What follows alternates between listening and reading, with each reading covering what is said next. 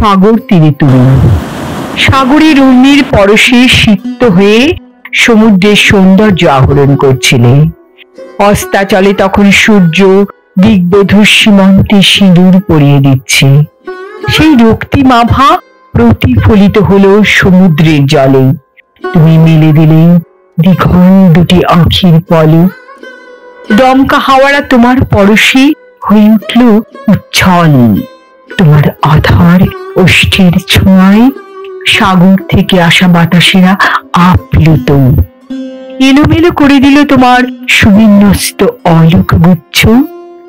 তুমি একটা অবাধ্য কেশের কপালে পড়ে থাকা আলগোছি তাদেরও উড়িয়ে নিল দমকা হাওয়া। ধীর পদবিক্ষেপে তুমি তখন ঝিনুক কুড়িয়ে চলেছ আপন খেয়ালে। নীল আকাশের নিচে নীল সমুদ্রের আহ্বানে নীল পাঞ্জাবিতে তুমি অপরূপ। অদৃশ্য ক্যানভাসে আঁকা হয়ে গেছে সেই প্রতিচ্ছবি। সহস্র যুগ পার করেও তোমাকে খুঁজে চলেছে আজও তৃষাতুর মন।